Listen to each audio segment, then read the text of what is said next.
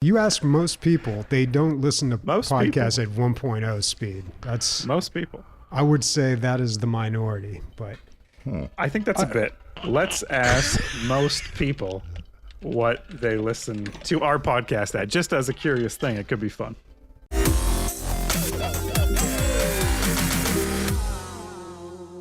Welcome to the DL Gaming Podcast. We're going to be talking about my time at Sandrock, Total War PHAROAH, a game which Nick hates, and he's not here, thank God, and Dead Island 2. But first, my name is Christian. I'm Bobby. I'm tired, folks. But you don't want to hear that. You want to hear that I've been playing video games all week. Yeah. And yeah, this construction sucks. This whole thing. But we're almost done. 2 more weeks. And I don't know. Maybe I'll quit. I don't know what's going on. Nice. And then I'll focus on the podcast way more. But until then, let's talk about, let's see, what do we got?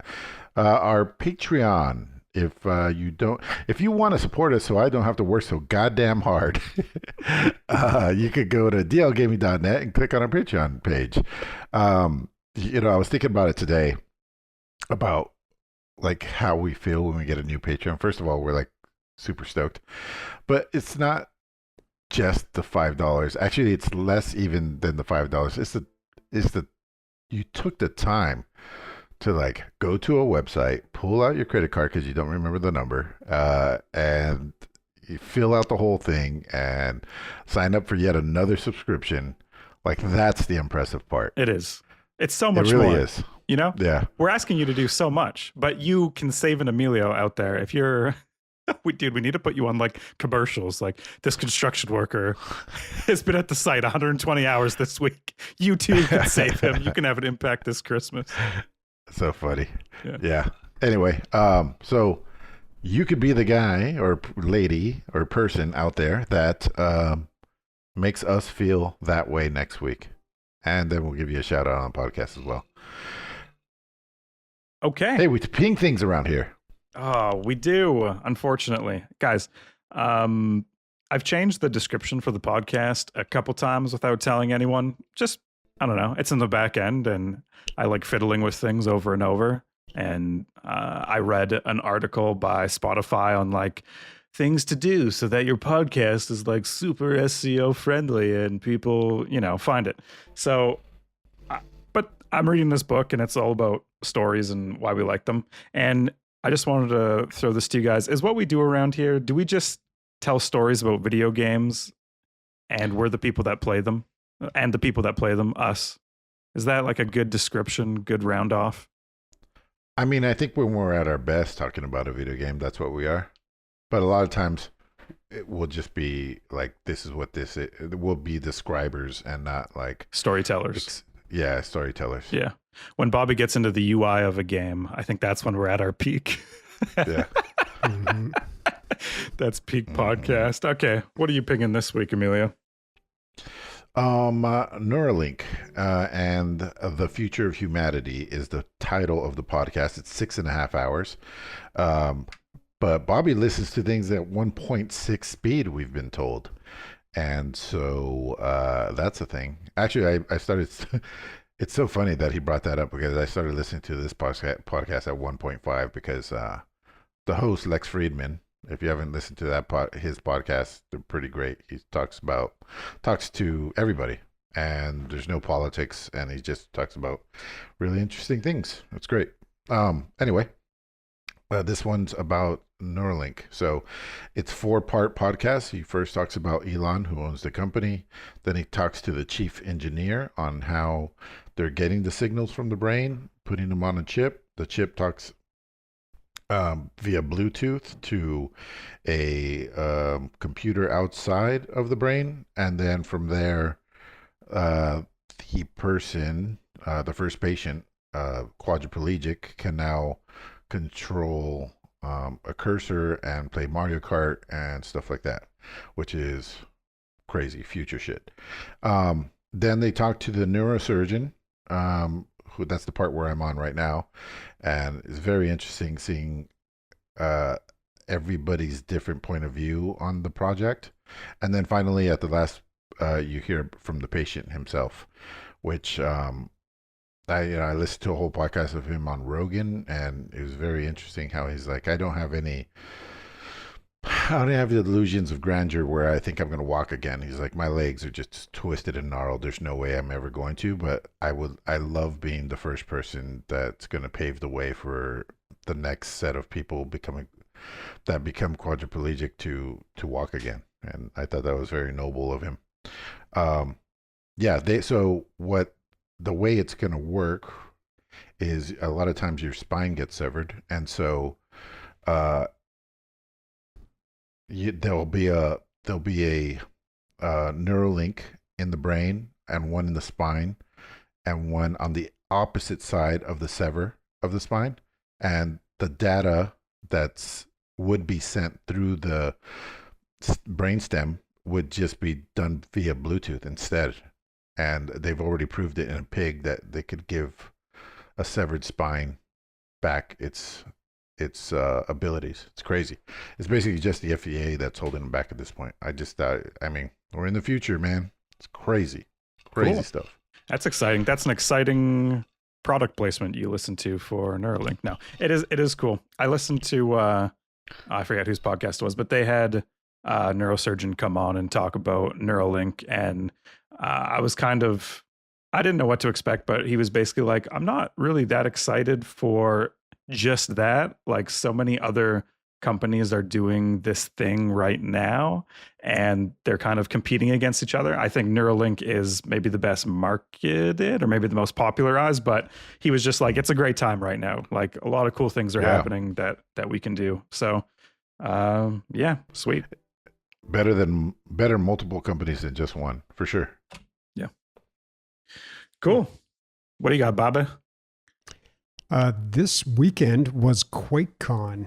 I didn't go, but I am wearing my QuakeCon 2016 shirt. Hell yeah, right here. dude. Yeah. I love QuakeCon. It goes back a long, long time. I've been hearing about it forever. I went for the first and only time in 2016 and had a great time. One of the listeners of the show was living out there. I was able to stay with him, and he had been before and kind of showed me the ropes. So it was really a great experience. I would love to go again, but it's really all about the LAN out there. They've got a very small exhibition area that you can go to. There's really not a whole lot there, but if you were just to show up and like walk the exhibition hall, you'd be done in like an hour. So I don't know if that's worth a plane trip in a hotel out in Dallas. But anyway, QuakeCon 2024 is happening this weekend, and they've got a few announcements. They don't really make a lot of big announcements.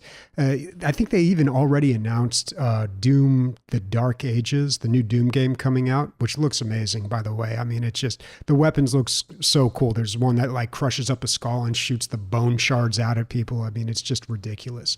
But looking forward to that. But the big announcements they made are Doom 1 and Doom 2 are getting they've got a new bundle or a new release of it. It's free if you already have the, like the enhanced version on Steam, which everybody does anyway. But it's got new maps. It's got this whole new pack of maps called like Legacy of Rust or something like that. Should have wrote it down. Should have had the name ready to go. But the important thing is that they've got new monsters and guns, which they've never done. People have been making new maps all the time. Even John Romero a couple years ago made Sigil, which was a bunch of new maps, which were really well done. But to see new monsters and new guns in the game, like officially that aren't just mods, like that's pretty cool. But they're also introducing co-op, which I don't know how that really works in an old school Doom game. If you say Doom, co-op is the last thing to come to my mind. So I never play really co-op all the time on the couch for Doom.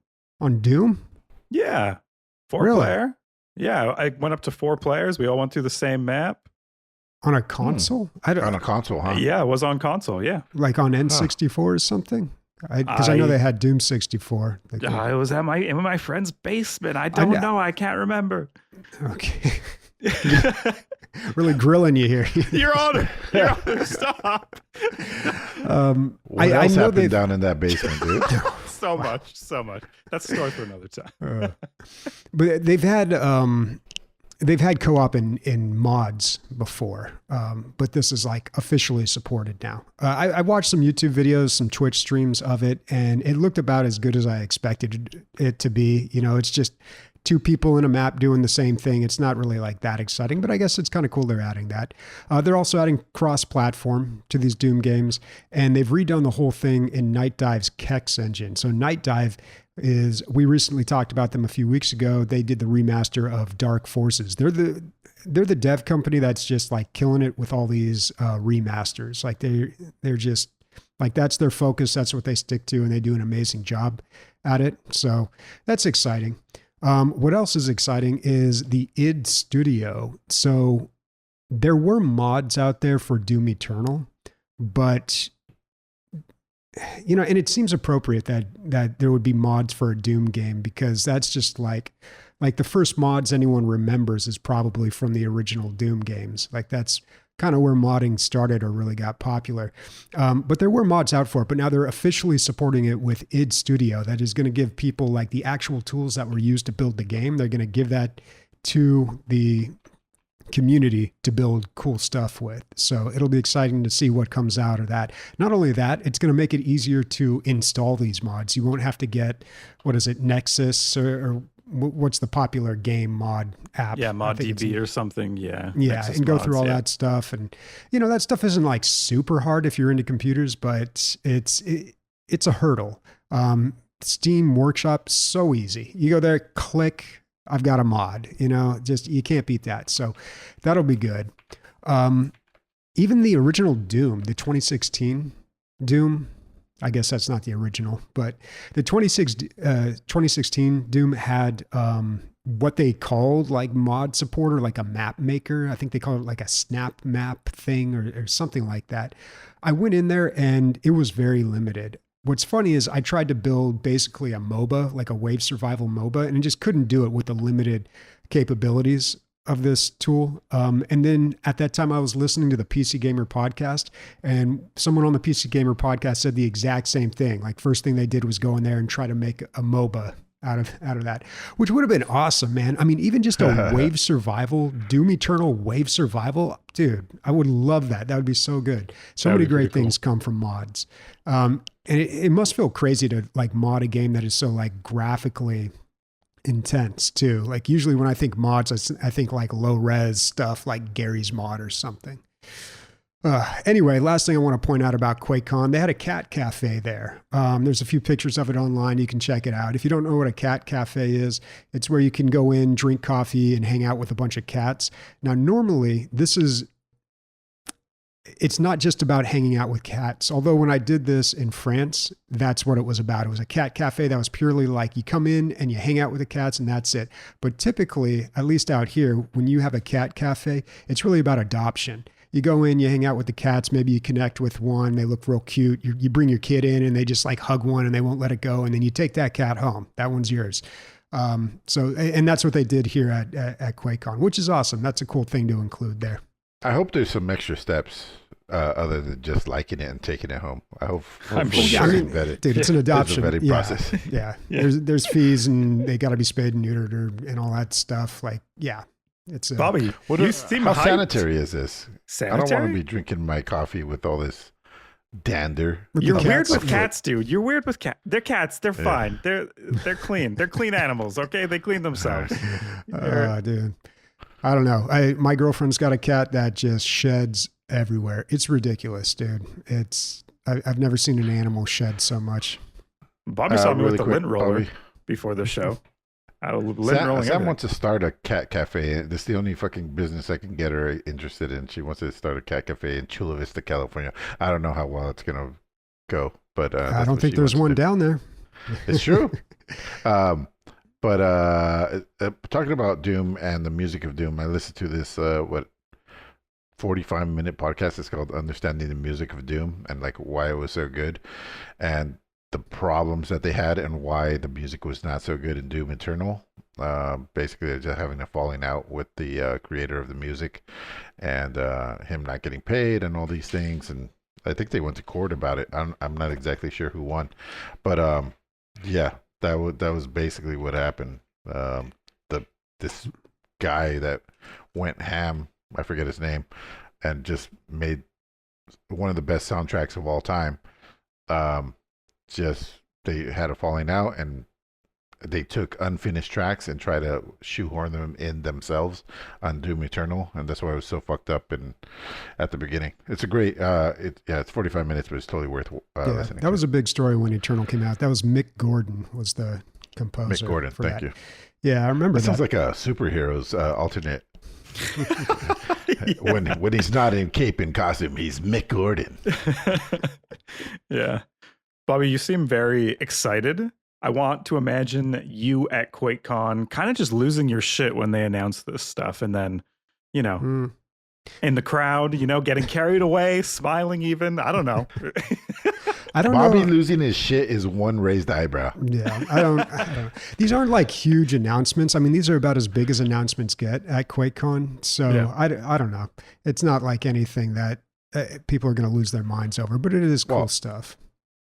This is very if you happen to be there and they announced the Dark Ages while you were there, I know they didn't do it there, but let's just say in this fantasy world, I think you would have clapped. I think you would have joined the other people losing their fucking shit and at least clapped. I mean, I'll clap along, but like I'm not. I'm not starting the clap. I would never start the clap. I'm more of the crash of the wave, not so much. Yeah, exactly. Yeah, cool. Okay, well that's fun. I guess moving on down to highlights. Well, Bobby, double header Bobby segment. Do you want to talk about my time at Sandrock? Yeah, back to back. Let's do it. And then I won't talk for the rest of the podcast. Yeah, exactly. When I edit the audio, sometimes I'm like, ugh, Bobby hasn't talked for 15 minutes. Wonder what he's doing. All right, hit us. Okay, so this week I played My Time at Sandrock. More specifically, I played this with my girlfriend. We were checking it out, looking for another Stardew Valley type game, and it's really tough. It's like I told her, like it doesn't get better than Stardew Valley. We've been playing that a whole lot. It is the only game that she has ever gotten into. She's never played, she didn't grow up playing video games. It's very foreign to her. We played through a few things. I tried to play like It Takes Two with her and some of these co-op games. She has a lot of trouble with the controller and puzzles and things like that. It's just completely foreign, but Stardew Valley somehow did it. Yes. Teacher, question. A point and click adventures. Maybe that is something narrative that would be fun to both play as you are both staring at the same screen looking for clues, that sort of stuff. Yeah, and we did play not The Last of Us. You don't fuck with Bobby's fun time. That's Bobby's fun time. This is my thing. You can kind of play those games because it is like watching a movie. We played the Telltale one about the zombies. It was named after the famous TV show, and I'm blanking on it now. The Walking Dead? I'm gonna do the pointing and the clicking. The pointing and the clicking. You can watch. Well, it's not about that game's not about the pointing and the clicking. It's about or the ripping and the tearing, but it's about the. It's about the decision making. And some of these other point and click adventure games are a lot more puzzle heavy. So another one that I thought we might check out was a new Sam & Max game came out. They remastered or brought back these Sam & Max games, starting with Sam & Max Saves the World about 2 years ago. Then there was a second one maybe a year or two ago, and then the new one is just coming out on August 14th. And I never really was into the Sam & Max games back in the day, but I thought, maybe this would be a good time to jump in. And I thought it might be fun to include her on that as well. But I don't know how that's going to go. I really don't see that happening. It's very interesting to watch her play these games because with Stardew Valley, she's not into the relationships with the townsfolk. She's not into the story. She hates when she gets caught in a cutscene. Like it's, she really just likes the farming and she's getting into like fighting in the caves now and stuff. But it's 2D, it's top down, so it's very easy to play, and there's very little punishment when you go wrong. With My Time at Sandrock, this is a very different game. It's like definitely it's a progression in the complexity here. So I wasn't sure how this was going to go. So if you've played My Time at Portia, it's like the same thing, except Sandrock is multiplayer. It's a farming sim, casual adventure game, but it's also 3D third person, which makes it tough with a controller because you have to control the angle of the camera and also where your character goes. Now, for people who grew up playing video games, not a problem. But for her, and even a little bit for me, who stopped playing video games before the analog, or stopped playing consoles before the analog sticks came out, it's a little weird. And every time I use a controller to play a game like this, I'm like, this would be so much easier on a keyboard and mouse. But anyway, I mean, the game, it's pretty good. It's way more quest heavy than Stardew Valley. Stardew Valley has quests and it has relationships you can form with people that unlock things, but it doesn't force you to do that. And it has a much different approach where it just throws you into the game and you figure everything out on your own, which is really nice and I think I prefer.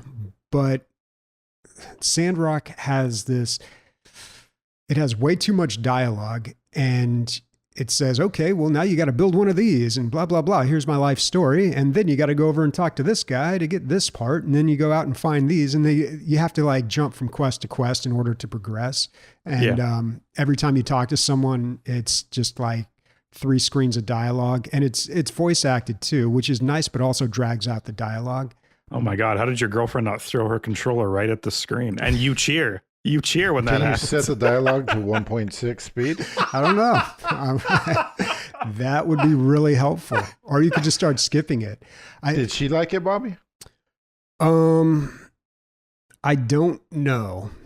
The jury is still Do you guys out. speak? All right. No, because I don't know if she's just like going along with it, which I think she is. Like she's giving it a shot. Like I know she struggled a lot.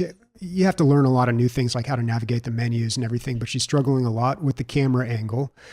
She has to like stop, adjust the camera angle, then walk. And also it gives you waypoints where it tells you, okay, your quest marker's over here. This is where you need to go. And like, it's just tough to navigate that 3D environment for her. She needs a Neuralink, dude, just so it's like, she'd be able to, you know, you could skip the whole controller thing. You could just go straight to, you just think it and it happens. Yeah. I guess. I don't know. I mean, eventually when you build some muscle memory and proficiency with a controller or a keyboard and mouse, that's kind of how it is. Like you don't actively think about it. You just do it. I mean, and that will come along, but I can tell the dialogue is wearing on her as it is on me too, because there's just a lot of it and they really front load you with it. So good for each other. Too. Yeah. I don't know how people do it, man. I don't know how people play these games and are just like, oh wow, yes, tell me about you and this tavern you own and why you need 6 pieces of wood and 4 pieces of stone. Like, go on. Dwarf Paladin, we need you to protect ourselves. Yeah. Or someone. And then it's funny because there's always like you guys met at like I hate cutscenes.com, like these dating sites. I think a lot of people hate cutscenes. They're just afraid to admit it. All right. It's a silent majority out there. We don't need the cutscenes, especially when they say, like, they give you this big long spiel. And then at the end, they give you that dialogue option where it's just like, okay, I got it. Or please go on, explain more, in different terms. But like, basically that happens. I never click the one that says, no, please explain more. Or like, yes, show me how to do this tutorial for combat or something. Like, no. A team of people worked so hard on those dialogues, man. But it's all right. It's okay. Yeah, and that's why I feel bad too, because like when they do voice acting, that's not cheap and that's not easy. But at the same time, it really slows down your game. And Stardew Valley does such a good job of this. There's no voice acting, but they convey a message in like 1 or 2 sentences. Sometimes they do a little bit more, but and it's very sparse throughout the game. But even so, like you really get to know the characters of the town. You know what they like, what they don't like, their hopes, their dreams. Like you connect with them. Like they accomplish the same thing with a lot less and possibly even do it better. So I don't know, man. It's like, it's so hard to find a game that's like Stardew Valley. It's like playing or trying to find another MMO after you've been playing WoW all your life. It's just like, dude, you're not gonna get that high again. I would recommend it. There's a lot of hoops to jump through in order for you guys to get there, but Harvest Moon? No. What is the one on Switch? Oh, on Switch? I don't know. Harvest Moon's like the original one from Animal Super Crossing. Nintendo. Yeah, No. Animal Crossing. Thank you so You much, don't. dude. That's a different You type don't know of how game. many. That's a different You type don't know of how many hours go into that. She would absolutely love it. I would Well, say. Animal Crossing is more about like getting cosmetics and decorating your farm and stuff. And she doesn't Yeah. really like as we've been playing more and more Stardew Valley, I'm starting to get into that. Like I'm starting to decorate the house and get the farm looking all cool and the walkway is just right. Yeah. A little bit of city building or city Is it planning. black and white with 3 items inside the Yeah, house? my house is. Her house isn't. We got another thing gotcha. going on there. But she hasn't really shown much interest in that. So yeah, I don't know if that would do it for her. But yeah, I don't know. We'll keep looking, man. The other one that I'm looking at is Sunhaven, but I'm not sure. Surprisingly, a lot of these farming sim games are not multiplayer too, which is That was really interesting. unusual. Not even Rihanna's played all of these games in her quest to find something like Animal Crossing, like Stardew Valley, My Time at Sandrock. Isn't there something called My Time at Portia that's That's the first game. similar? It's a single It's the first player game Oh. that came out. Right. Yeah. Right. This is the sequel to that game. Okay, that makes sense. But and to my knowledge, she's always been like, yeah, this is fine, but it's not like what I like, it's just not the same. It's not what I need. It's not what I'm looking for, even though it's like related in genre. So maybe My Haunted Chocolatier, that's like what everyone's probably waiting for, right? To fill that void of Stardew Valley like game. Yeah. This is a pretty game, man. My Time at I like Sandrock. the graphics. Yeah. Yeah, it looks good. It's not a bad looking game. I have a feeling what's going to happen with Stardew Valley is we're just going to eventually get into mods. It's just Yeah. we don't want to move away from the game, but not we the need worst. something different. So, yeah, and they've really added a lot with the latest patch. I mean, between the time that I really got into it about 2 years ago and now that we're playing it, like they've added a ton, especially late game stuff too. So Let me make a moisture farm on Stardew Tatooine, and you have me. You change the setting a little That's bit. probably be done.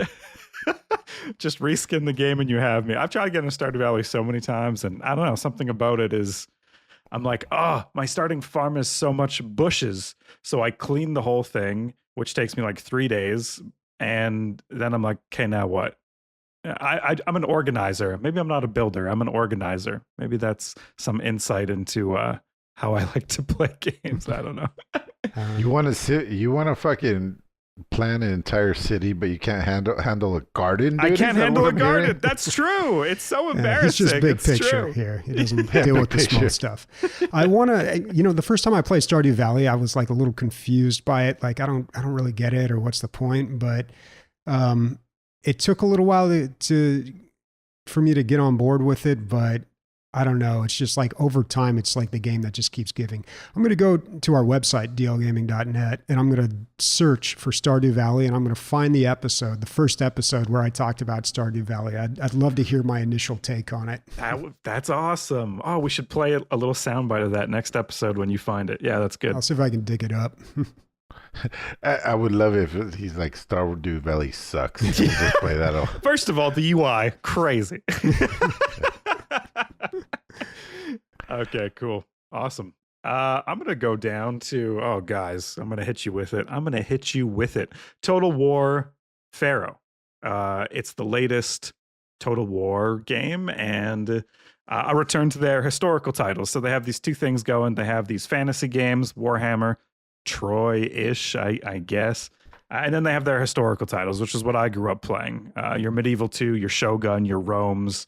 And now we're in the Bronze Age. And I didn't know much about the Bronze Age, probably like most people. It's just a period of history. You maybe hear some stories like the Trojan War that happened in the Bronze Age, but you don't really know too much else about it. I read this book, 1177, the year civilization collapsed, and it talks all about the Bronze Age and how these stories that exist from like the great Greek heroes are kind of maybe the only things that we do know about the Bronze Age, other than all these civilizations disappeared and we don't really know why.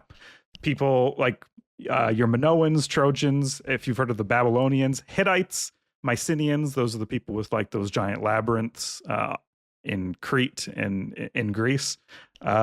Nobody knows why all these structures and all these people disappeared. They think plague, earthquake, drought, and then I guess the leading theory is these sea peoples, which were, I guess, Vikings in the Mediterranean that came down and killed everyone. And that's the angle that, of course, Total War PHAROAH takes, because it's the most interesting, because you have these big baddies that appear as kind of like a mid or late game boss for you to deal with and try to sack your villages and take your women. It's Vikings versus like ancient Egyptians. Well, not Viking. They're from like southern Ukraine, and they're like raiders. The closest thing is probably Vikings, but they're not Vikings. You know, they're still. Gotcha. Yeah. The era is cool, I think, a little bit because of the ambiguity. You're kind of playing through what ifs of history. What if the sea people? That's what I was going to say. We don't know much about this time, right? At all. No, we don't. I mean, the fucking pyramids were built. How did the huge thing? I guess we kind of know how they might be built, but there's all sorts of theories. yeah, stereotypical aliens. And it's weird because, you know, the Babylonians, they have this huge structure, the Hanging Gardens of Babylon, which we only know about because people talked about it in these clay tablets that they sent each other. And they're talking about buildings that are like 7 or 8 stories tall with plants from across the known world to them. That's a feat of trade, of science, of all these things, and then just disappeared. No one knows what happened. So you get to play in that era, and that's super cool for at least me. Total War PHAROAH is not a new game. It released October 2023, but I'm playing the Dynasties version. When it released, people, including Nick, hated it. They hated this game. It was happening at a lot of other things during Total War that were going bad. They like charged for this terrible Warhammer 3 DLC, which got a lot of people upset. They laid off a bunch of people at their studios. People were generally like, this developer is kind of going to shit. We don't like the direction. And then Total War PHAROAH released, and they're like, take your historical Total War game and shove it, you fuck. You know, like people just did not appreciate it, even though like mechanically I think it was probably an okay game, but like it wasn't really doing anything new. Dynasties completely changes that. Dynasties adds like all these new regions, so many more mechanics, units. It's like a Rome 2 or a Medieval 2. Like it's a full ass game, not like a tiny Creative Assembly releases like Total War Britannica, Total War Troy, which are like almost like these mini campaign games, and then charges like $45 or $50 for them. This isn't that. This is like a huge, totally big one. Standalone. Yeah. And it's worth the price. I think I paid $45 for it, which is what I would expect for like, you know, a cool standalone title. Guys, I don't know what to tell you. I come to this podcast every week. This is the best one of these games that I've played. I'm sorry. Hey. I should make like a sound bite of me saying that. I see like, yeah, I don't know. Believe me. Okay. If you like Total War games, if you like historical Total War games, Total War PHAROAH is like a must play.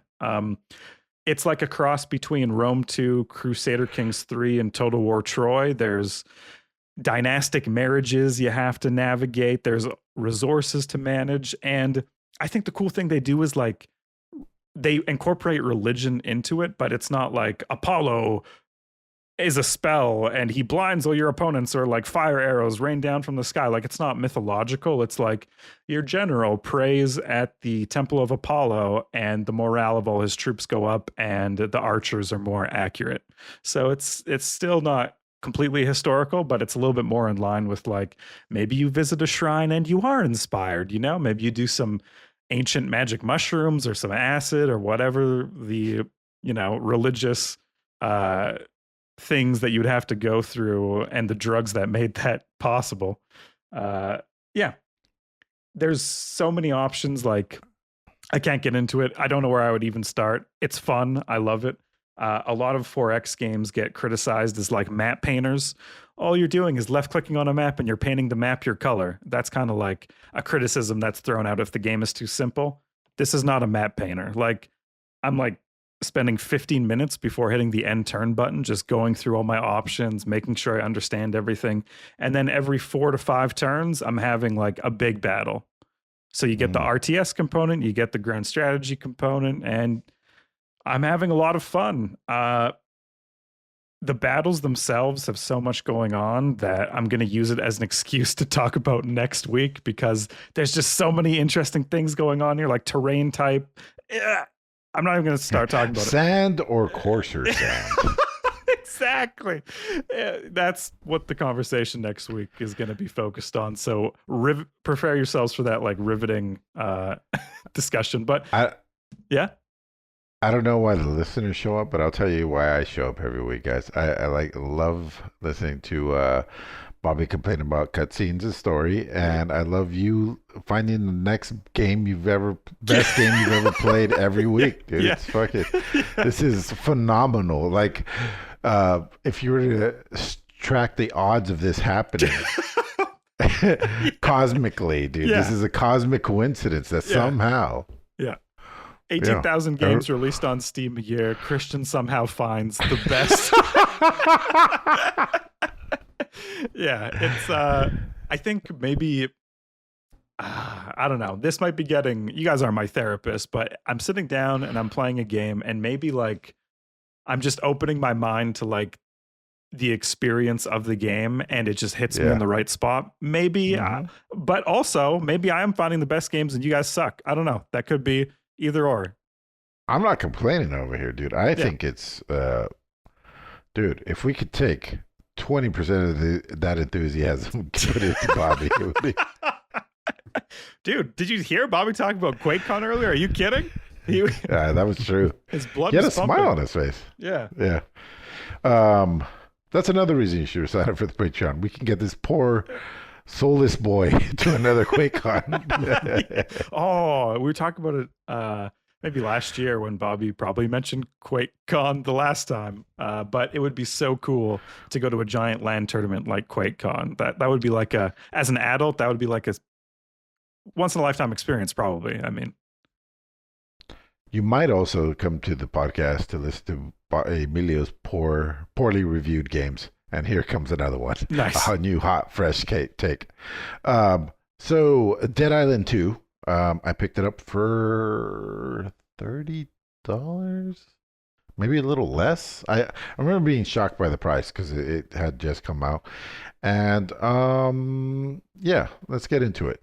So it's a first-person survival, a zombie survival game. It's set in the Hollywood Hills.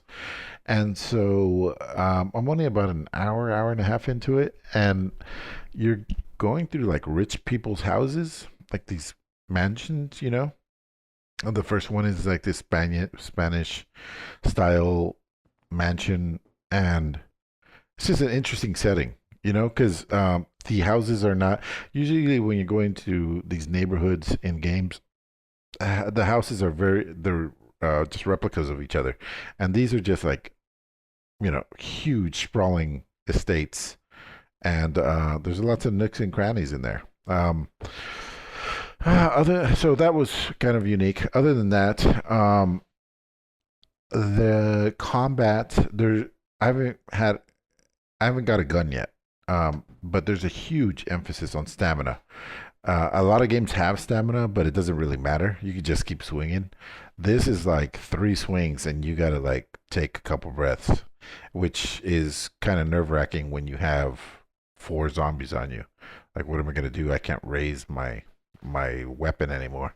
So you really got to think about stamina and how you are going to use your resources, like life. Like, am I okay getting scratched here so I can go finish the one that's on the ground and stuff like that? The combat's probably one of the better parts of this game. The other better part of it is the campy humor. I am a big fan of that. I think if you do zombies, you got to go 2 ways. You got to go campy like Zombieland, or you have to go hardcore horror like 28 Days Later. You can't skirt either one of those. I feel like you got to just jump in. What's an example of someone that hasn't done that, like that hasn't gone to either extreme? Oh, where you're trying to, yeah, you're trying to skirt like both of them, because like I Am Legend would be something where the zombies were like a little bit more interesting. Like, they weren't zombies, they were like, they had like this weird zombie culture, and like something was happening there. They were like, yeah, I wouldn't call is that a zombie movie? It's a vampire movie. No. Aren't they vampires? Maybe. I also watched a movie where, like a young adult movie, where he falls in love with a girl, then becomes a zombie, and their love saves him from becoming. It's so good, dude. So good. I love the movie. Good, dude. I loved it. I know what you're talking about. I know what you're talking about. I forget what it's called. Bobby, what were you going to say? Me too. No, I was just going to agree. I don't think in I Am Legend, I didn't consider those zombies. I thought they were just some sort of like wild animal. But I haven't seen the movie in forever. They're people who are bit and they change into zombie looking things, right? No? I forget how that movie went. Maybe like the later versions, later seasons of The Walking Dead. Just they were throwing in campy kills with trying to be a serious drama at the same time. Right.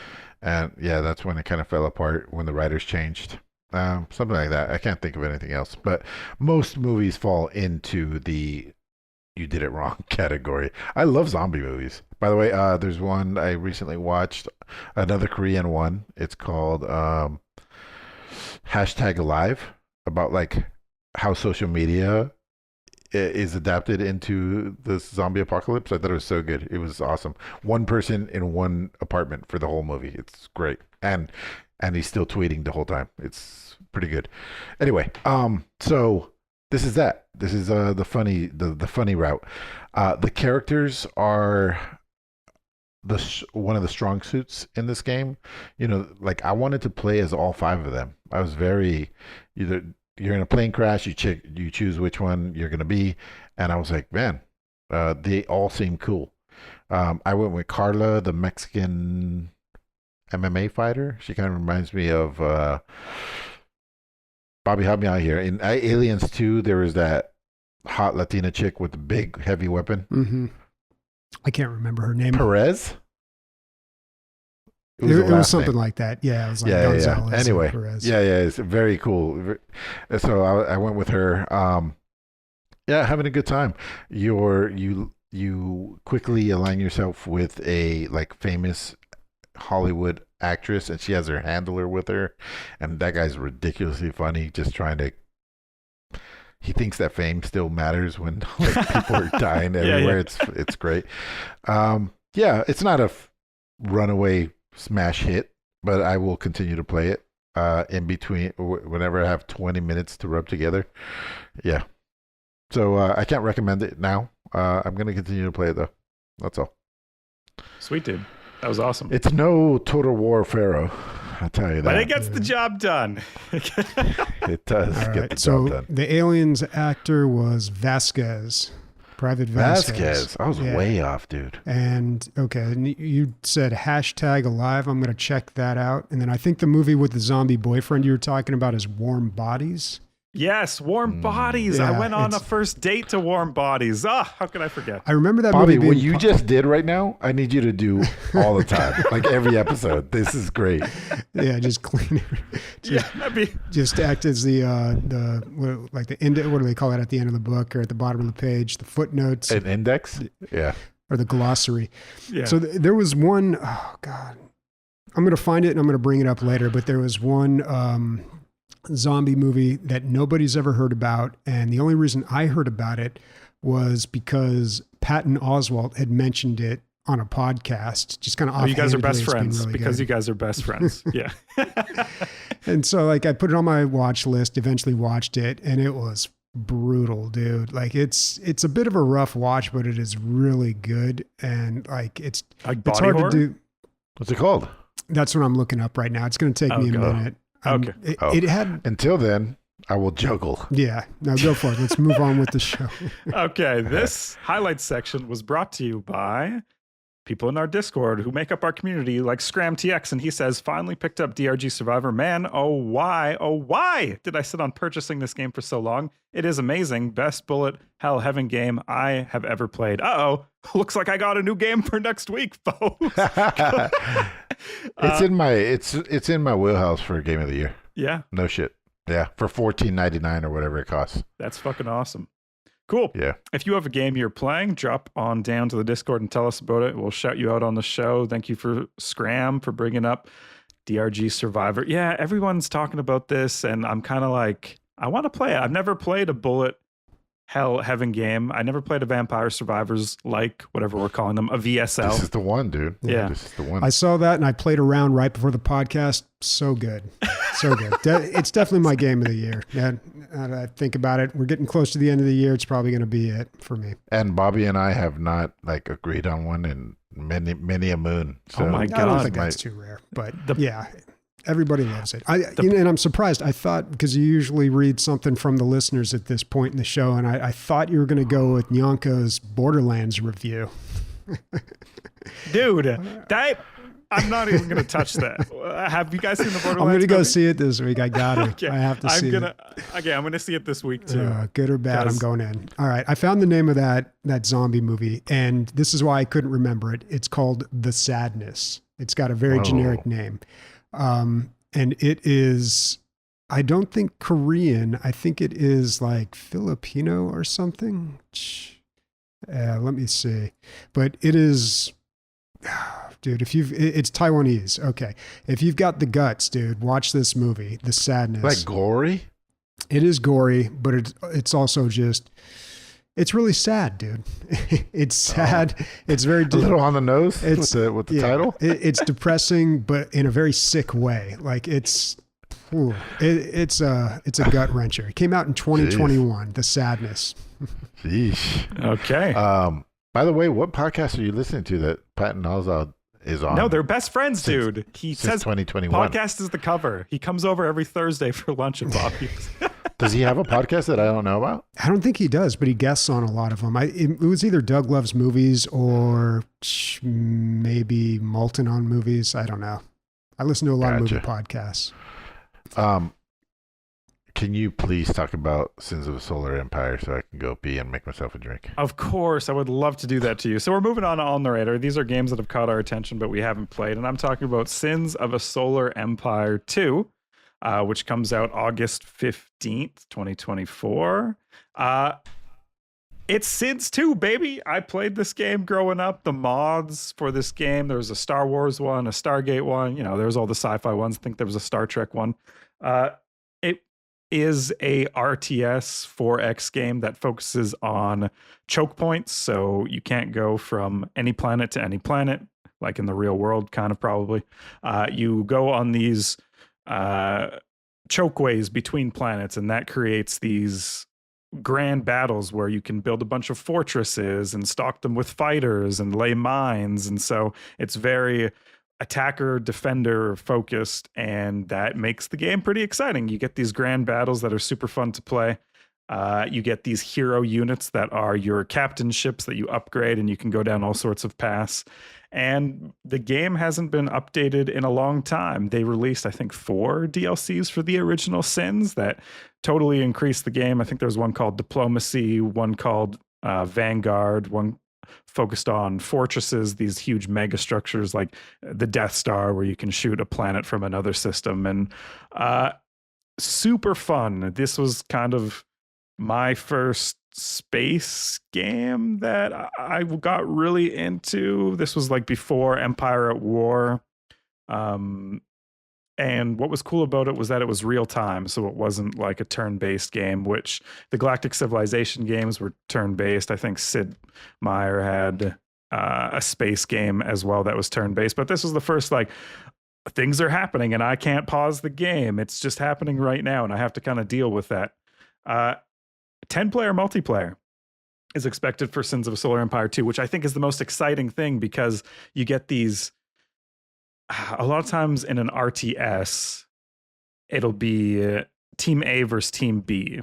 And very quickly, people will fall off, and that will totally inconvenience one team. And from an early onset, it's kind of like, okay, obviously Team A is going to win because their player got steamrolled in the first 10 minutes of the game. And it's just kind of like a waiting match to figure out who's actually going to, you know, get the points or the XP at the end of the RTS game.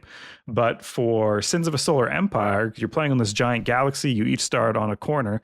it's not so much team based as everyone's expanding at the same time. And I think that's a little bit more dynamic. Everyone has these choke points, everyone's expanding.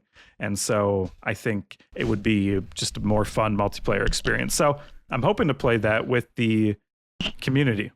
If you're out there and you like RTS games, you like 4X games, and you're looking for something a little bit more fast paced, like Sins of a Solar Empire, let me know, and let's get some multiplayer games going. I think that would be super fun. Bobby, I mean, we've played some space games together. Any interest in Sins? Maybe a little too fast paced? I don't know. I don't know. I'm well aware of this game, but I've never really had any interest in playing it. Not sure if that's going to change anytime soon. Okay. Do people call this game SICE? Is that SISC? I believe they call it Sins. Okay, we just call it Sins then. We're just forget the E. Yeah, all right. Just E does not exist. All right. This is I don't have a whole lot of information here. I want to get where you guys are on Star Wars Outlaws. How interested are you guys? This is, the newest game in the Star Wars universe where it, I guess, is not really attached to anything else, any of the other stories. You are kind of like a female Han Solo making her name in the universe, but yeah, you're not going up against the Hutts, I think, or anything like that. It's just kind of like its own standalone thing. I believe the Hutts quest line is a DLC pre-order bonus. Oh, gotcha. So, how I feel on Star Wars Outlaws, I'm excited enough. Ubisoft, yeah, so that's the thing that it has going against it the most. When I was looking for a link for this, I could not find the Steam link, which means they're going to hold out for 3 months before they realize they're not selling shit on their own website and then put it onto Steam. I'm about that excited. What you just said, I'm that excited. I'm excited enough to give it a go, but not if it's not on Steam. Yeah. Like, I can't be fucked with the Ubisoft launcher.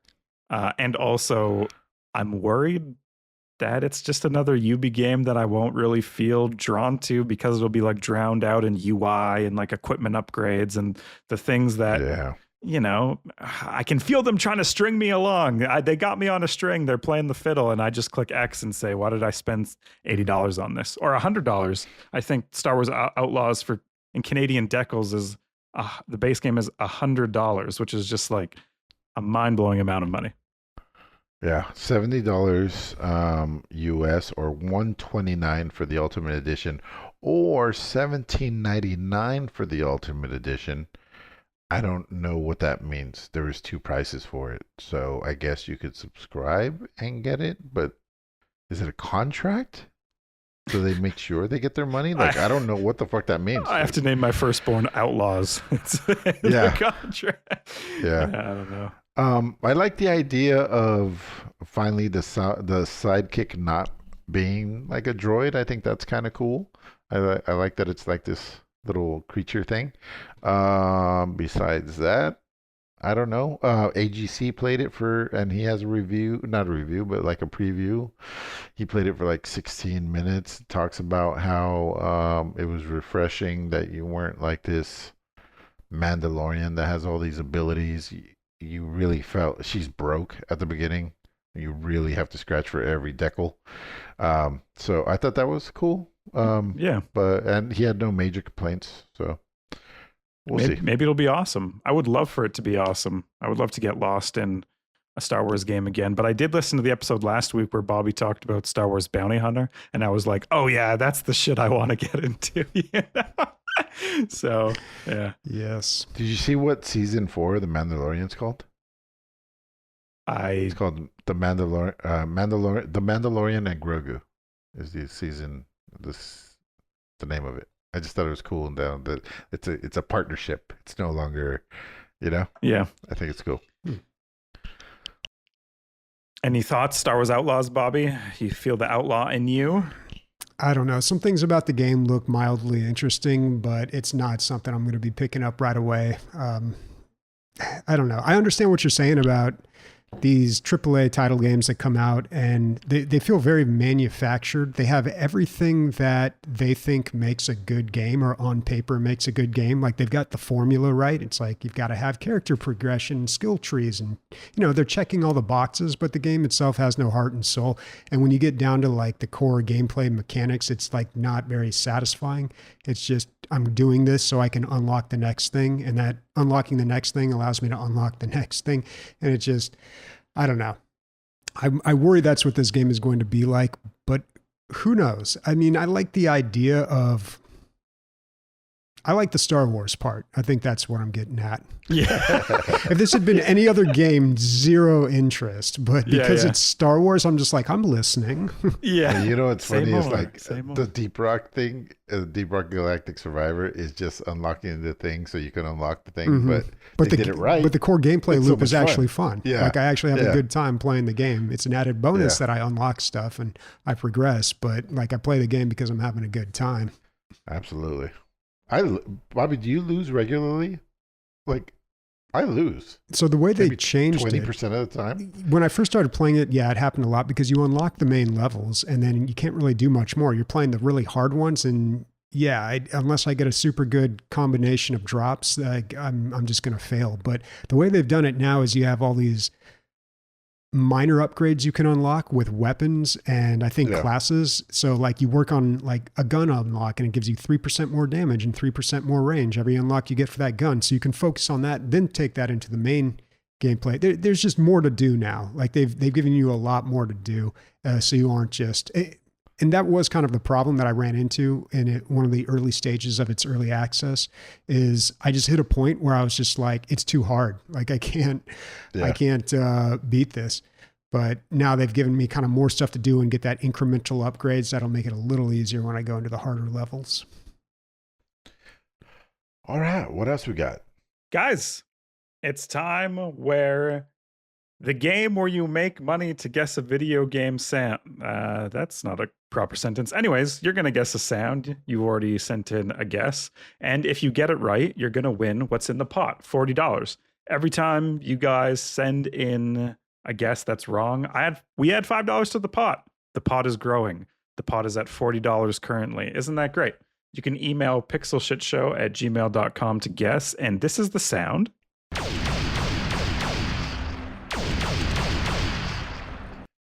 That's actually, he literally Googled generic blaster number 6. Yeah. And that's what came up. That's actually the sound that Emilio makes on the toilet after a night of drinking. And that's what you should guess when you send in your guesses. This week, we have a guess from Soundwrecker. He says, the medium plasma cannon rifle MPLAS from MechWarrior 2. First of all, love the specificity. Love it. Next, Bobby, Emilio, what do you think? Couldn't be more wrong. When did MechWarrior 2 come out? I think he's in the right era. Yeah. Okay. So the hints that we have so far are mech and 90s. So I'm glad to see that this person is at least using those hints, because this came out in 95. I don't know. Yeah. Could be. I have no idea. It does sound dated for sure when you hear it. Yes. I guess 90s gives you that. The clue already, some would say. And I think what was interesting about this guesser is he sent in the mail. I was like, okay, cool. But he didn't send his username. But then in the Discord, someone said, yo, I think I got it. I'm going to send in the guess. So that's how I got his username, Soundwrecker. And on his Discord profile, he says that he's a sound engineer. So I thought, oh, goddamn, maybe I've met my challenger. Maybe there's someone out there who knows his shit. Maybe this is an actual like audio artist who, knows the libraries or whatever. Unfortunately, that is correct. That is not correct. Unfortunately, why do you keep playing like 3 weeks in a row? You've been playing that sound. I think it's funny. I don't know. Is it funny? Maybe I'll find a generic, but he did not get it right. So Soundwrecker, thank you for sending in that very specific guess. But Soundwrecker is like ChatGPT, confidently incorrect. You didn't get it this week, buddy, which means next week there's going to be $45 in the pot. Bobby, Emilio, and Nick have opportunities to help you. Nick isn't here. unfortunately. But they're going to play a little game, and I don't know how this one's going to go. Okay. This is for our Bobby, get your game face on. Get your game face This on. is for our international listeners. Okay. I'm going through the Spotify data. You know, we have listeners in France, in Mexico. You know, we have listeners all over the world who know all sorts of languages. So I thought, you know, why don't we do a tour of the languages we know at the DLG podcast and play a little game out of it. So I'm going to speak to Bobby in French, a language that he's at least studied and knows a little bit. And then Bobby is going to talk to Emilio in Spanish. And then Emilio is going to tell me the one word of the game we are guessing. Now, Bobby, the only rules are you can't say the name of the game in Spanish. I can't say the name of the game in French. But by the hints you give Emilio, he will say the name of the game to me. Okay, clear? Everyone clear? I have a name on it. International Telephone. International Telephone. I like it. That was on the spot, guys. This guy's amazing. Okay, cool. That's what I do. So this is going to be my broken French. Bobby, c'est un jeu. Tu joues avec ton famille. 4 joueurs.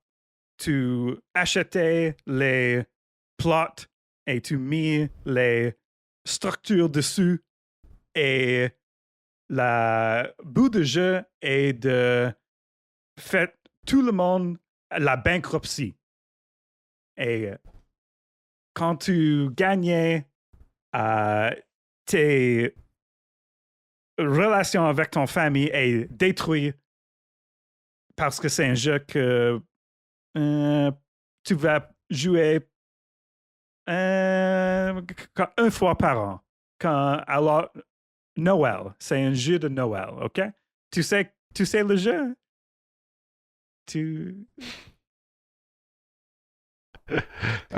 Bobby is pensively thinking. No, you can't say what it is. Oh, Bobby. I can't guess it right now? No. Okay. Well, maybe. No. But I think you need to describe it now in Spanish Yes. to me. And then Emilio will tell me the game. Turn it into Okay. Christian, what our final answer is. Oh, c'est un man. jeu tableau. Si c'était pas évident. So in this challenge, Bobby has to be a polyglot. Yes. And Bobby has yeah. the hardest role. Which Yeah, I he has asked to Bobby what his Spanish comfort was, and he said -3. So that should be good. Yeah, and I don't. First of all, do you know what game it is? No. Oh, great.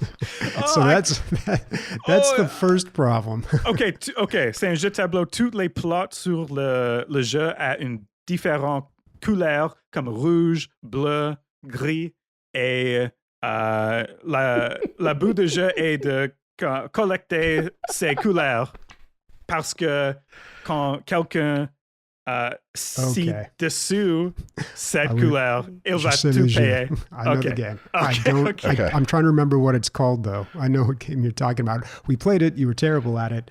What was that game?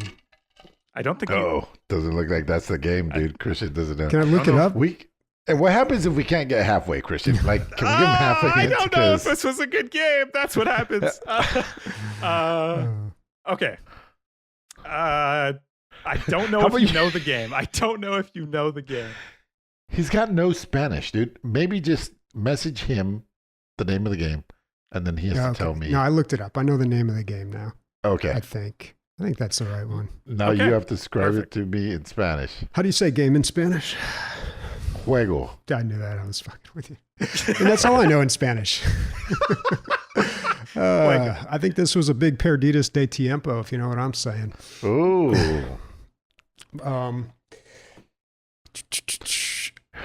How do you say circle in Spanish? Como se dice? Círculo. Circulo. Okay. You guys like to really add, you like the Italians, you like to add a lot to the world. Okay. It can't just be circle. You like to circulo. You add a little extra. Okay. That's the Passion. spice. Yeah, passion. Some might call it passion. Yeah. All right.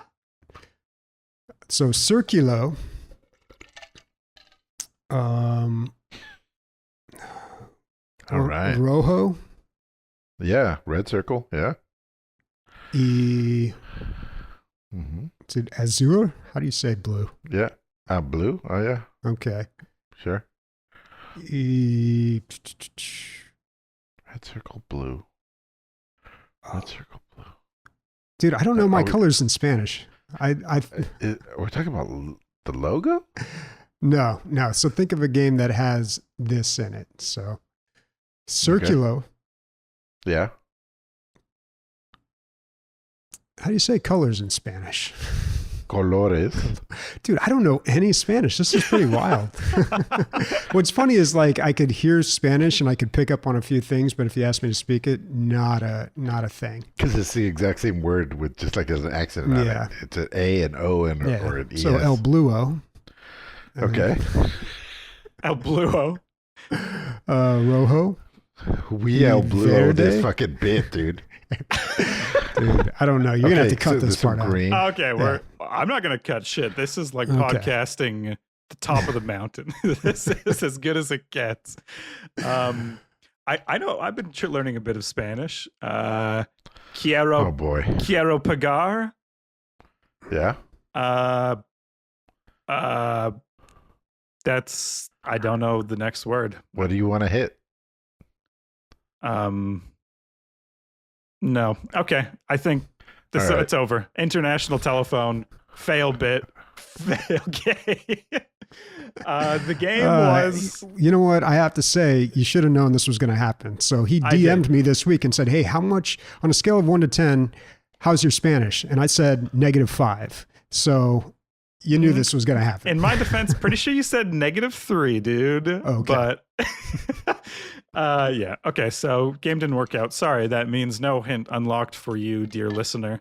It's not your fault. It's Not because, it wasn't our fault. Yeah. It was the showrunner. Well, I would blame Bobby's Spanish ability. That's just me. You can blame whoever you want. Yeah. Maybe it's my fault. It Maybe is. it's I mean, I Bobby's. do live in San Diego and I know like 0 Spanish. So that's pretty wild. What was the game? The game is Monopoly. So first of all, Oh my God, dude. Okay. So when you first started talking, I'm like, oh, it's Monopoly. And then as you kept going, I was like, oh, it's Trivial Pursuit. Because you're talking about all the different colors. Okay.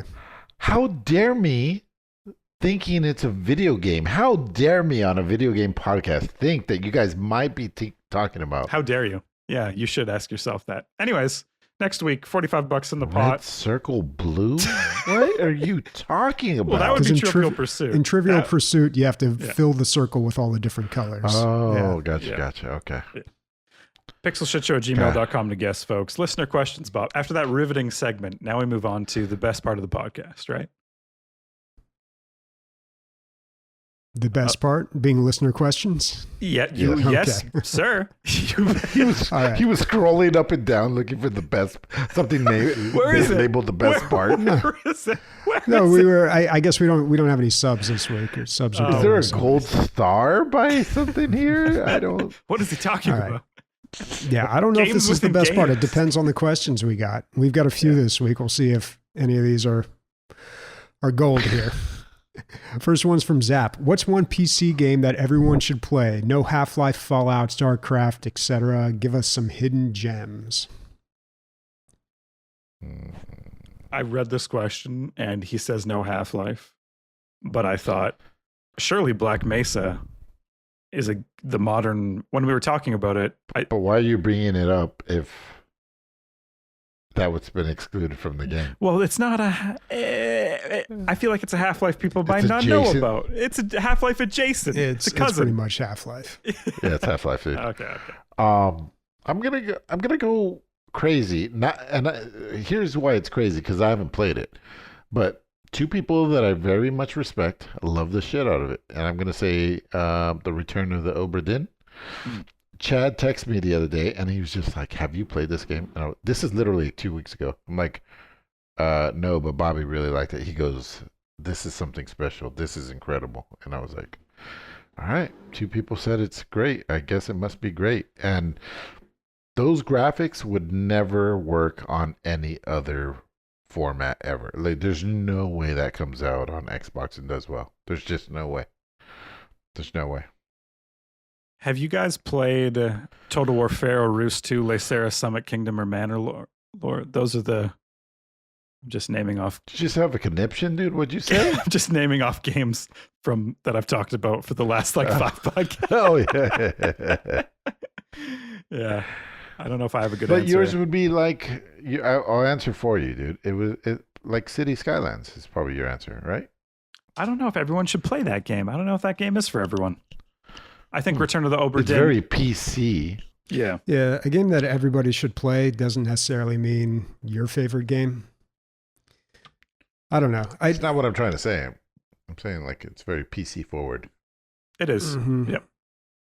Yeah, and when I think of a PC game that everyone should play, I think something they couldn't play on a console or wouldn't be the same experience on a console. So that kind of narrows it down. Like Worms with 7 other of your friends. Yeah, Worms is a good That's time. That's a unique experience, man. Minesweeper, For sure. that's a good one. I don't know. We're the worst podcast ever. This is it. It's like We've talked about a lot of good ones on this show, or on this episode in particular, like Stardew Valley, Deep Rock Galactic Survivor. But there's one game that I shout out every now and then. It's worth mentioning. Call of Juarez 2 Gunslinger, or maybe it's just Call of Juarez Gunslinger. yeah, I don't think it's 2. Yeah, I think it's just Gunslinger. That game is incredible. I don't think it's very exclusive to a PC. It's just a plain old first-person shooter set in the West, but somehow it manages to be so much more. You can find it on sale for like $2. It takes like 5 or 6 hours to beat. It's incredible. And even the arcade Don't mode. fuck it up and play the wrong one. Yeah. Because we have one of the funniest moments in DLG history is when when Ray played Call of Juarez 2. He played Call of War, not. No, I think he Call played the of original Juarez, Call of Juarez. Either one. Yeah. And in that game, he had to run up a mining tunnel, and the carts kept coming down, and he couldn't get up the mining tunnel, and he's like, Bobby, I don't know why you think this game, it's impossible to get up and we're watching the live action, like the video capture that he did, and he just gets trucked over and over by this mining cart. Well, it's so good. I think the clip is somewhere on Twitch too. And the funny thing for me, who was listening to it at the time, was like he was trying to time the carts, but they had no timing to them. Oh yeah, they were random chaotic carts, Yeah. dude. You have to watch the clip. And the funniest part about it is we watch it on the podcast. Like we watched it back when we were recording the podcast in the same room. So we're all watching the clip as he's describing it, and we're watching him like actually play it. But what happened was he was trying to run up this tunnel and these mine carts were coming down, and he thought there was a timing to it. So he would look up there and one cart would come down, and then he'd say, okay, as soon as that one comes down, I'm running up the hill. And he didn't realize they were random. So one comes down, he turns the corner, and immediately there's a mine cart in his face, like no way to dodge it, and just runs him over. Mind you, he's playing the wrong game. Yeah. And He's playing the wrong game. this going was up the back when wrong we had the tunnel. homework where we would say, okay, this Yeah. week Emilio is going to play this game because I think it's good and I want to see what he thinks about it. So We gotta bring that back. It's the only way Chris is not gonna play his new favorite game every single week. I don't know. Yeah, It was tough. It was work. The homework It was section was homework. work. Yeah. Yeah. Because the deal was you had to at least play 3 hours of it. But yeah, I said Call of Juarez Gunslinger because it's a fantastic game, and he played the original Call of Juarez, and he beat it too. To his credit, he played it like all the way through. That's awesome. Yeah. I'll take informal homework from you guys anytime, by the way. If you ever want to stop hearing about city builders. Deep Rock Galactic. I think he has to play Deep Rock Galactic Survivor because he's never played anything in those genres. Yeah, if you haven't, that's probably one of the better ones. That clip should still be on Twitch. The last time I checked, that clip is there. We should dig that up and put it on social media because it's a classic. I'll do that. That one's a Can good we one. put it in the description in this somehow? If I can find it, I'll link it in the description. Sweet. Thanks, man. All right. Next question from Zap. Turkey just banned Roblox to protect children. If you could ban any game for any reason, what would be the game and what would be the reason? Call of Juarez. Mine carts. Um, I yeah. hate the idea of like predatory match 4 games that like your grandma gets to level 1100 on, but she had to spend like $500 to get the special currency, to get the lives to. So you're saying pretty much all mobile games. Dude. So yesterday was Chad's birthday, and so I bring up Chad like you guys all know who he is. He was one of the original 3 casters before Christian. I think Christian was his dad's nutsack when this happened. Like, Probably, this is a long time ago. Yeah. And he were on his birthday. We got to play. Our wives let us play Magic for an hour and a half, guys, on his birthday. It was fantastic, and he's like, so what are you playing anything like? And I'm like, I think it is gonna think like what video game I'm playing, right? He goes, are you playing anything on mobile right now? He I'm loves like, mobile no, dude, I'm games. not playing anything on mobile. Yeah, he plays mobile. That's what he does. Because I think it's, it's dad life. He works at Mhm. Blizzard and he's very busy there. And then he comes home, he's got a baby and life. It's very easy to So hide your gaming addiction on a yeah, mobile you phone. just hide on the toilet and play. And boy, is he addicted. And it's one of the worst. He is addicted to Star Wars, the Catch 'em game or Got 'em game. What are they called? Gotcha game, I think. Gotcha. Yeah, gotcha. He's re-addicted. He played it when it first came out. Galaxy Now of Heroes? Yes, Galaxy of Heroes. He's gone back to it. He has 4 accounts. Oh my And god. he's explaining to me why the strategy of each account. Yeah. And then halfway through the second description, I said, wait, you're running out of energy and you need to keep clicking. So this is why you have extra accounts. He goes, fundamentally, yeah, that's why I have it. But it's just like, fuck, dude. Like you are. And he goes, I am neck fucking deep into this whole thing. He's like, yeah, help me, basically. It was a cry for help, I think. Cry for help. Wow. And dude, why do I those feel like mobile you games. didn't help? Why do I feel like you? No, I didn't. Well, I tried to introduce him to Magic again, and Yeah. he's turned off by how powerful the cards are now. But it's like, Bro, be turned off how Okay, if powerful you- your level 100 Darth Vader is, dude. Come on. Yeah. yeah. Like, what is it? Rising tides raise all ships, right? That's the term. Yeah, sure. All red cards are super fucking powerful, but so are the blue and the white and the. Who cares about the old cards? They're too expensive anyway. Just play the new cards. I don't know. That's the way I look at it. Who cares if it's called power creep? It's a real thing. How do you make cards exciting? You make them more powerful, basically. Yep, it's a cycle. Yeah. All right, so it sounds like we're banning mobile games because they're predatory. Yeah. All right, question from Atom. What 2-player co-op only games would you recommend to someone with a significant other or gaming partner? Bread and Fred would be my initial pick, followed by It Takes Two, then Kiwi. It Takes Two? Crazy opinion from me. Not a great. Didn't like it. Didn't like it. I was going to say not a great game, but that So would weird. be inaccurate. Not a great game for me and Rianne, for sure.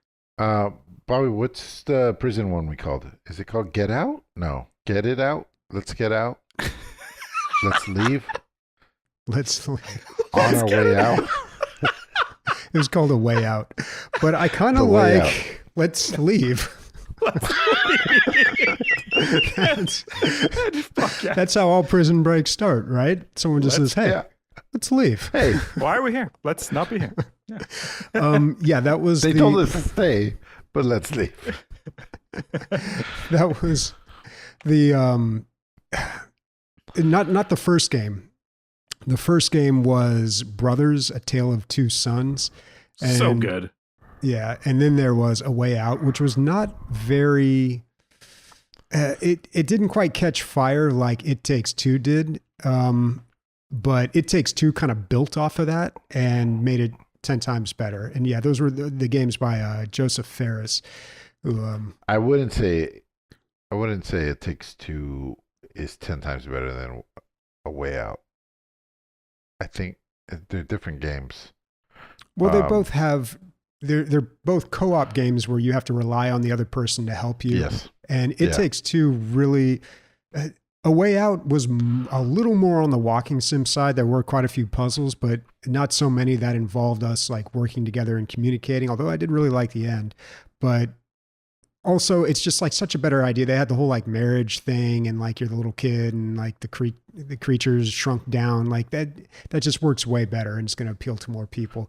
And it was more fun. It had like a serious side, obviously, but it was like more fun. Where A Way Out was more like a drama. Like it really felt like it was trying to be more serious. It's like a period piece jailbreak thriller type thing, but. Yeah, and a lot of people don't know about it because it wasn't a runaway hit, but I think it should have been. Mm-hmm. And what was nice about it too was only one person had to buy the game. Oh yeah. Yeah, so you could play with someone. I think you only had the game, and then I was able to install it with like, they called it like the buddy pass or something like that. You basically install the game, but you can only join someone else's game, which is a good idea. I looked at these games. So Bread and Fred that he recommended, it kind of reminded me of Ibn Ob or Love in a Dangerous Space Time, maybe just like a co-op platformer, puzzle platformer with very like old school kind of graphics. But Kiwi, spelled Keywe, that looked a lot more like It Takes Two to me. That looked like a 3D environment, solving puzzles as a team. It looked pretty interesting. It's like $25, came out of about 2 or 3 years ago. Yeah. But thanks for bringing up Lovers in a Dangerous Space Time, Bob, because this is one of my favorite games, and I've never made it far. Even me and you trying hard, we've never got past the third or fourth world. Mm-hmm. And that's okay, because like it's just fun working together and assigning tasks. And that game it's like Overcooked, but instead of serving dishes, that doesn't matter how delicious it is to you. Like you're all this work to make these dishes to serve these people you never see the face of. But in Lovers in a Dangerous Space Time, you're working together to explore this space and move forward. Mm-hmm. You know what I mean? Yeah, like, and if it's something for the group as opposed to somebody else that is going to pay you more money. Yeah, and that one, if I remember right, because Overcooked is like, here's one level, everybody work together, then you beat it, you check that off, you get a star rating, you move on to the next one, it's a whole new thing. But Lovers in a Dangerous Space Time, like you have a longer campaign that you're working on, and you get upgrades to your ship, and people have to work different parts of the ship. And it's all 2D, so it's not like overwhelming or like incredibly hard, but it's left, right, down, up. And it's 4-player too. B. Mm-hmm. Yeah. Maybe that's which what is awesome. I don't think we ever got a 4-player. That was game. that was a good game, man. I really liked Love in a Dangerous Space Time. Me and Rand beat that game. We were very Whoa, proud of dude. it. We also beat. You should be, because we never got that far. I played that game with several other people, and I've never been. I think with up to 4 players, you get the like at times is the difficulty. So it's not necessarily easier to have. It might be a little bit more chaotic. In fact, we also beat Overcooked 2. We 3-starred everything, and I think that's the one I would recommend because it just starts off easy, and once you get what you need to do in the timing and the order and whatever the fun little puzzle that they throw at you that makes the level different is, you can basically beat every level. And if you're like me, who doesn't care about stars, that's fine. But if you're my wife, Rianne, who 100% games and won't move on to the next one until she 100% one, and then she says, well, we're playing this together, you need to play with me. And I go, okay, I'll do it for you. And then we beat the final level with 3 stars, the final boss. And then the game says, hey, guess what? There's a 4th star now. You can do all the other levels. Oh my God. I'm like, no. And then I'm like, Rianne, please don't make me do it. And she says, no, I'm not going to make you do it. In my mind, this is 100%. But yeah, Overcooked and Overcooked 2, great games for co-op play. And if you want to, if you have your windows up on a hot day, everyone can hear what's going on inside your house, and you're yelling at your significant other, like, pass me the tomatoes. I'm just saying, be careful. People could call people on you. If your relationship could survive those 2 games, I think you're gonna do just fine. People could call people on you. You know, yeah. All right. Next question from Warconius. I noticed Emilio and Bobby only have a few hours in Baldur's Gate 3. Shame. Is there a reason? This game is Larian's best effort. It's a masterpiece. I want to do it justice, and I want to be able to play 2 or 3 hour sessions. I don't want to just dabble. So retirement is when I'm going to play that. No, game. dude. After this new building is wrapped, maybe that's maybe the but multiplayer game we play. Yeah. I want to retire at 55, so 10 more years. That doesn't sound too crazy, but maybe you're right. I've got 2 reasons why I don't have many hours in this game. Number 1, and this is, you're not going to like it, I think Divinity Original Sin 2 is better. I like that game better. It is more like a CRPG, I think, and Baldur's Gate is more like D&D, and I think that's difficult for me with my lack of experience with D&D. So, but not the other millions and millions and millions of people that played it without D&D experience.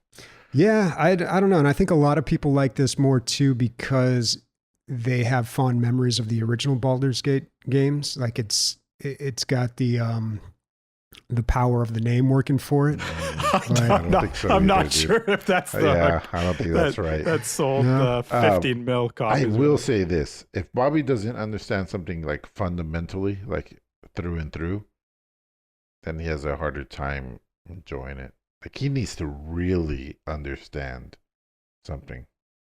Yeah, and this, it could just be a matter of like I haven't really got into it or spent the time with it, but I don't know. I just when I started playing it right off the bat, I was just like, I don't like how they do the toolbars. I don't like how that's always like the dice rolls. Like it, I don't know. I just didn't like it as much as Divinity 2. So Christian, how long did you guys spend learning Cuphead before you played a game of Cuphead in person? A Cuphead? Yeah. Oh, at DLG Con? Yeah. Oh, yeah. Not that long. 4 or 5 hours? No, it wasn't that long. But we were still playing it wrong, and then we finally figured out how to play it right. So our effort did pay off, I feel like. You guys were like, we're on Boss World 7. I'm like, no, there's no way, dude. There's no way. I don't know, dude. We were getting pretty good at that game. Yeah. Yeah. It's funny, okay. Bobby, go you talk. ahead. No, please. After Canadian standoff, it's now I will go after you. We always surrender. There is no Canadian standoff. It's the other reason too. God, I had 2 reasons for this, and I'm trying to remember the second one now. I mean, I want to say that all those cutscenes, that doesn't help, but that's not the main reason. I don't know. Christian, go ahead. Maybe it'll come to me later. Okay. So what you're saying with Baldur's Gate 3, which first of all is very like, I went into my house and there was new paint on the walls and, they upgraded the cupboards and, the old dusty 90s countertops are now marble and modern. And I feel like it's a very like, I don't like change sort of take on things, but whatever. The second thing is, I think a better answer maybe, Bobby, if I may, maybe you just don't like D&D's mechanics, like fundamental D&D mechanics. Well, I think we all know I just don't like D&D. Yeah. I mean, most of my biggest grievance is the role playing, which if you take the role playing out of D&D, not that bad. Of this RPG, right? You take the role you just playing make it a PG. RPG. Yeah, PG. Make it a PG. Take the R out. We just wanted a PG. Yeah. It's funny that you have these criticisms of Baldur's Gate 3 because when I was listening to this podcast before I was on it, you guys would talk all the time about Divinity Original Sin 2. So I wanted to try. Yeah, and I think that's one of the best games ever made. But I don't know. Maybe because it's coming in the shadow. But I wanted to try this game as someone who doesn't play these games, coming from like some strategy titles. And I launched it, and I feel like I had the same experience you did. I was like, none of this is intuitive. I don't really understand what's going on, and I don't I feel like I can't get into it because of those reasons. And I tried maybe 2 or 3 times to get into it. Minnie, who used to be on the podcast, tried to walk me through it. I didn't know what was happening. Me and you played a couple of times. That time, I felt like I was more understanding the game, but even then, I don't think I was totally clued in. And Baldur's Gate 3, to me, just seems so natural. And like, I was like, oh, I know exactly what to do here. This is all coming very intuitively to me. So opposite reactions, but maybe coming from the same place. I don't know. I don't know. Maybe. Yeah, it just didn't really fit well with me. But then again, like that stuff can be learned. So if I spent enough time with it, I would understand it and I would probably enjoy it a lot more. But the second thing I did remember, and this is probably more of the real answer here, there's something that happens and I wasn't really aware of it until I started thinking about it. But because we do this podcast, it changes the way that we play games. At least it does for me. It changes my gaming habits. I wouldn't game the same way if I didn't do this podcast. And one of the side effects I've noticed is if somebody is really into one of these games and they talk about it a lot and it keeps coming up, you'll shy away from it. Yeah, I won't play it just because intuitively I'm like, okay, we've got coverage on the show. I don't need to. I've got other stuff. Like gaming is kind of a bit of a job, even though we don't really treat it like that on this podcast. Sometimes it is technically like kind of a job for us. So if people, we got boots on the ground in Bahrain. There's no reason for me to fly out there. Yeah. And this has happened before with Binding of Isaac, which is a game that like I've played a little bit and I really liked, but then I've never really pursued it because that's like Emilio's favorite game and he talks about it all the time. Like I've just never really gotten into that game, and it's not because I don't like it or because it's not good. It's just that like I'm not going to bring anything new to the table when I play it. So in a weird way, it doesn't feel like it has a point. Like it feels pointless to play. So I don't know. And that's not something I was really aware of for the longest time. And I just started kind of noticing a little bit, but it wouldn't be pointless because you do have such a unique perspective on things, but it maybe wouldn't add as much as something completely original. Mm-hmm. Yeah. Christian, I could have sworn I challenged you and Rianne to like beat Mom and Binding of Isaac, and you haven't done it. I forget. There was something behind it. Like I was going to reward you somehow. You were going to reward me, build, dude. You can't do it. Yeah. Well, I think maybe some of the same thing too, like what Bobby was saying. Like, there's no new insight I'm gonna have on Binding of Isaac that you wouldn't have already talked about. No, definitely not. No. But it's not something as deep as Baldur's Gate 3. But anyway, I think we got to the bottom of that one. Yeah. All right. So the next question that we have from Morconius is actually directed at Nick, who's not here this week. So I guess we'll hang on to that one. Yeah, apparently he has other friends. Jesus Christ. Can you believe? Wow. Yeah. What a guy. Unbelievable. All right. So I guess that's the end of the show. What is everyone playing next week? Does it matter where I say here? Because I have like negative. There's no chance that I ever do what I say. But anyway, for this, I will definitely say, what is the game that I played? Oh, Dead Island 2. Yeah. You know, it's funny. I think I wish I would have started tracking this, but I don't think you've ever played a game you said you were going to play. So it's basically a rule of the universe that the game that you say here will not be played. You know, what's interesting is that maybe me saying that's what I'm going to play sparks interest in someone somewhere, you know? And that's why I do it. You do it for the people. Yeah. Although I feel like the chances are higher if it's a game that you've already been playing, like Cyberpunk, when you were playing that for a while, like you stuck with it. Yeah, for sure. Last week, I think I said Star Wars Bounty Hunter, and then I totally forgot about that game this week. So I would still like to check that out. I also want to check out some of the new stuff with the Doom content that they've released. So maybe one of those two things. Dude, that Star Wars Bounty Hunter game, I think it was a Nintendo exclusive. So fun as a kid in my child brain. And Star Wars Obi-Wan kind of held up to the same level as fun as I was probably having as a kid. So, and this is a remaster. So yeah. That's Listen, if you listen to Bobby, he might be wrong, but he won't steer you wrong. You know what I'm saying? Like, you take his recommendations, it's good stuff. Especially with the sadness. Is that what we're watching next the week? sadness. If No, if we're you can watching take it. I can't take it. I'm Jeez. watching the fucking. I know it's going to be terrible, so I'm going to go on cheap night Tuesday. So I'm only going to have to pay $10 to see the Borderlands movie. And I guess I'm playing Deep Rock Galactic Survivor. Yeah, you are. Nice. You're gonna love Can you it. play it off my account Yes, or Bobby's? either Okay, or. cool. Yeah. All right, sounds good. Play it off of mine. It has more fun on it. All right, speaking for Bobby, Christian, and myself, Deep Rock Titties, Rockin' Stone.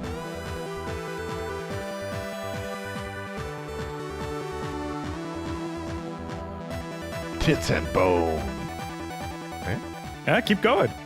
It's still going. Pebbles and pebbles and picks. Yeah, that was not as good, but I liked it still. Yeah. Crevasses and asses. Crevasses.